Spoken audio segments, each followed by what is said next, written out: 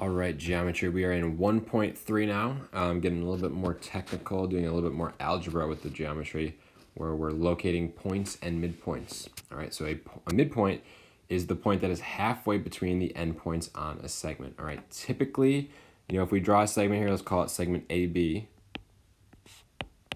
We typically label the midpoint with the letter capital M. All right, now this letter M is the midpoint, and it's going to divide the segment into two congruent pieces. All right, so what we like to do to show this is we like to put what we call tick marks on either of these pieces. All right, these tick marks signify that AM and MB are going to be congruent. Okay, and if they're congruent, then they would also be equal. All right, again, congruent means same shape and size, which they have. Equal means they would be the same length. I'm talking about a number here. All right, so the midpoint on a number line. All right, if I am given 2 points, all right, let's just start off with a general example, right? Let's say I'm given a point here, we'll call it x1. I'm given a point here, we'll call it x2 for right now. We'll use some variables. So if I use A, B, and M again, to find the midpoint right here, I have to take the average of these 2 points, right? And we know that when I take the average, I just add the values together, and then I divide by 2. All right, so if we do an example with some actual numbers here, let's try, -7 and +13. To find the midpoint, which we don't know what it is right now, we're just going to go ahead, we're going to take the -7 and the 13, we're going to add them together, and then we're going to divide by 2. All right, so it looks like we'd get 6/2, which is 3. All right, so the midpoint should be 3. You can always check your answer by looking at the distance now. So to get from 3 to 13, that's 10 units. And to get from -7 to 3, that's also 10 units. All right, so you can find the midpoint and then verify your answer. Now the midpoint on the coordinate plane, all right, a little bit more going on here because we have 2 dimensions now, right? We've got an x and a y axis we got to deal with, all right? But when you think about it, it's really not too bad, right? We already know that to find the midpoint of a horizontal distance, well, we just did that, right? We take the x values, add them together, and divide by 2, right? We're just averaging the x values in the horizontal distance. So it makes sense then, if we're looking for the y value, we can just try to average the y values, all right? And so the midpoint is just going to be the average of the x's and then the average of the y's, okay? So let's do an example. Let's say we want to find the midpoint of AB, all right, for A, which is going to be, let's make A at 0, -8, and let's make B at, how about 4, -11. All right, so we want to find the midpoint of AB given that we have these 2 endpoints. All right, so all I'm going to do to find the midpoint is I'm going to average the x's, right? So 0 plus 4/2, and then I'm going to average the y's, -8 plus -11/2, and this is going to come out to be 4/2. -8 minus 11 is -19/2. And final answer here is going to be 2, -9.5. All right, so that would be the midpoint of AB. All right, so that is the midpoint on a coordinate plane. But again, that's when we're given the 2 endpoints and we're looking for the midpoint. What about the scenario where I am given a midpoint and an endpoint? I'm trying to find the other endpoint, okay? Kind of 2 approaches to this, all right? So let's do an example. Let's say I want to,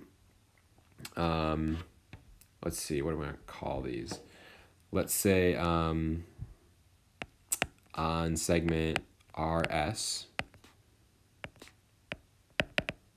given S is, let's make it 9, 4,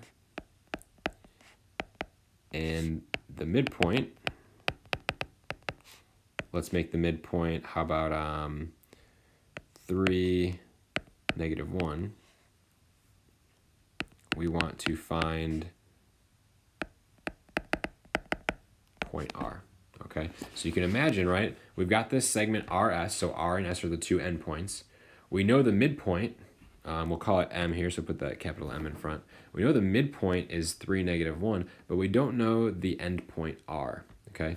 So one kind of easy way to do this is to just stop for a sec and think about it, right? Because if I know one of my endpoints and I know my midpoint, I'm basically wondering, hey, where is that other endpoint going to be? Okay. Now, because the midpoint is halfway in between, what I can basically do is I can say to myself, well, to get from 9 to 3, I have to go down 6. So it makes sense if I go down 6 again, which would put me at -3. And then to get from 4 to -1, I have to go down 5. So it makes sense if I go down another 5 and bring me at -6. Okay, so that's one way to do it, is just to, use your brain and think about, if I move 5 units to the left, I have to move 5 units again to the left. Or if I move 3 units up, I have to move 3 more units up to find that missing endpoint. Okay, the important thing is that you make sure you go in the correct direction when you're making this comparison. All right, but the other way, the more algebraic approach, is to again start off with our midpoint formula, right? That's our midpoint formula up here. It's just the average of the x's and the y's. So I know that the value of the midpoint for the x value is the average of the x's. Okay. Now we actually are told that the x value of the midpoint is 3, right? So I can go ahead and I can plug in a 3 for m of x. All right. So m sub x is going to be a 3. I know one of the midpoints, one of the endpoints has an x value of 9. So I'm going to plug in a 9 there. I don't know the other endpoint value, so I'm going to leave that as x sub 2, but then I'm going to take the average. So now you can see we've got an equation with one variable. I can go ahead and solve this, right? So if I multiply both sides by 2, let's go ahead and do that, right? Times 2 on the right, times 2 on the left. We now end up with 6 equals 9 plus x sub 2. We're going to subtract 9 on both sides, and so we find out that -3 is the x-coordinate of point R, which we already found out before, right? We already did this, so we can verify. All right, so we found that. Now we got to do the same process with the y values, right? So I know that the midpoint y value is going to be the average of the y value on the endpoints, all right? So we know we can plug in the midpoint y value is -1, so that's going to go in there for m sub y. So -1, and we also know that one of the endpoints has a value of 4. So that's going to go in for one of the endpoints. So now I've got 4 plus y sub 2 over 2. Again, we're going to go ahead and solve this now. We're going to multiply both sides by 2. And we now have -2 equals 4 plus y sub 2. We'll subtract 4 on both sides. So y sub 2 is -6. All right. So final answer here for point R, we know that point R would be located at -3, -6. All right. And that's how you would find a missing endpoint. 2 different ways there. All right. Finding missing measures. This is simply, let's say I give you an example where I want you to find the measure of, let's call it AB, if Q is the midpoint of AB. All right, so I'm going to draw this segment. AB are going to be the endpoints, and Q is in the middle, right? So there is good old Q. So if I give you, let's say I'm going to give you, how about, let's do 3x plus 4, and let's do 5x plus 1. All right. Actually, let's change it up. Let's do 5x minus, let's do -2. All right, that should give us a nice number to work with, all right? So if I'm trying to figure out the measure of AB, first thing I have to find x, right? Now, because Q is the midpoint, I can simply go ahead and say that 3x plus 4 is equal to 5x minus 2, right? That's the definition of a midpoint there, right? I can say that the side on the left is equal to the side on the right. So now I solve this. We've got a negative 2x is negative 6. We find out that x is equal to 3. And then when I plug it back into either of these, doesn't matter which side because they're equal to each other. All right, so I plug it back in. 3 times 3 plus 4 gets me 13 altogether. All right. And, whoops. Let me erase that again. There we go. 9 plus 4 is 13. So if I know AQ is 13 and BQ is also 13, I know that the entire length AB is going to be 26 units. All right, make sure you put those units on there. All right. And they might ask you to find, BQ. They might ask you to find AB. They might ask you to just find X. So just pay attention to what they're asking you to find. All right, locating a point at fractional distances on a number line. All right, so this is basically, let's say we are given a number line like this, and maybe we've got, let's say point A is over here at, how about -7, and then let's make point B over here at positive, I don't know, let's say positive 8. Okay, and let's say we want to find X on segment AB that is, how about we do 1/10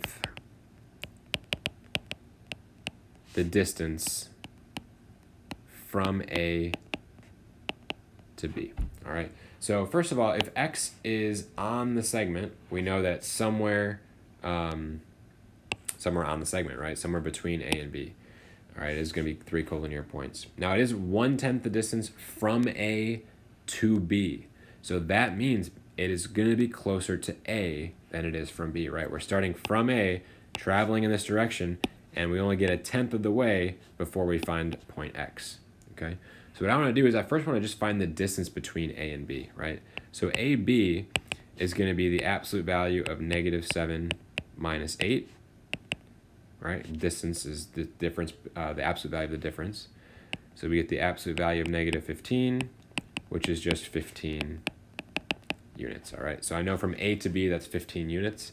And so now all we have to do is take 1/10 of that, right? So, whoops, sorry about that. All right, so we've got 15 units, and we want to take 1/10 of that. Well, 1/10 of that is going to be 1.5 units, right? Just move the decimal place over 1 because it's dividing by 10. All right, so 1.5 units. Now, that's not my answer, right? That's how far over I'm moving from point A. So if I start at -7 and then I move right 1.5 units, well, that's going to basically be -7 plus 1.5, and that's going to leave me at -5.5. All right, so -5.5 is going to be the location of point X. All right, finding fractional distances on a coordinate plane. Same thing we just did, but now we have to do this same process with X and with Y. All right, so let's say I'm given 2 points. Let's say I'm given M. Let's make M at, how about -4, -2. And let's get another point on here. Let's say, how about point L, which is going to be at 4, 7. I want us to find point T on ML such that T is 1/4 the distance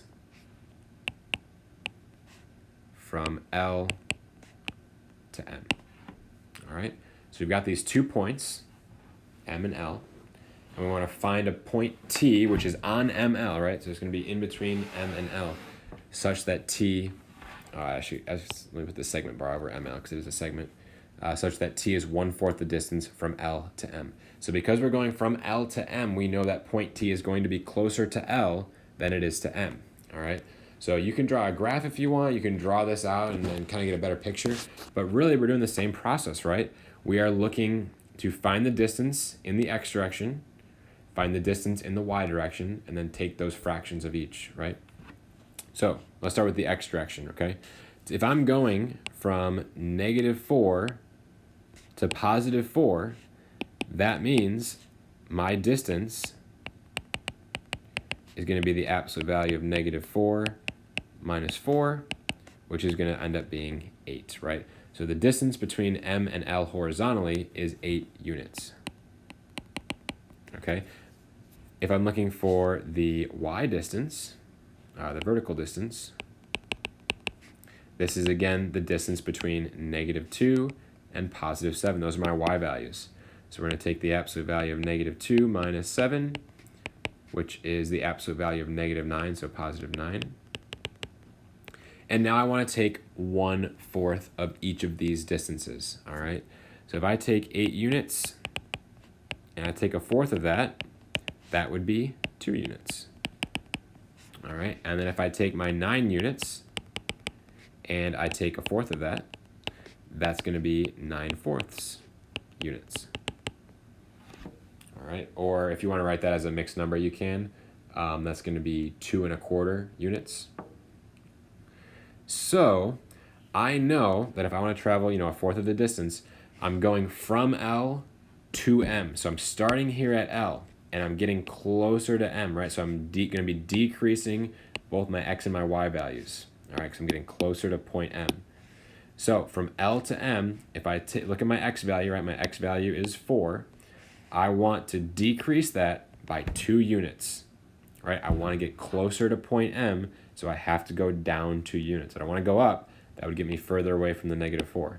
So I'm going down 2 units. That means that point T is going to have an X value of 2. And then I'm going to look at my Y values, right? We start at 7. And again, we are going closer to -2. So I'm again going downwards. So this 2 1/4 units, if I take 7 and I decrease it by 2 1/4, we should end up with 4 3/4 units, all right? So point T is going to be located at 2, 4 3/4, all right? It's going to be on ML. So if you were to draw this point would be on the line segment ML, and then T is going to be 1/4 the distance from L to M. Okay, again, it's going to be closer to L than it is to M. All right.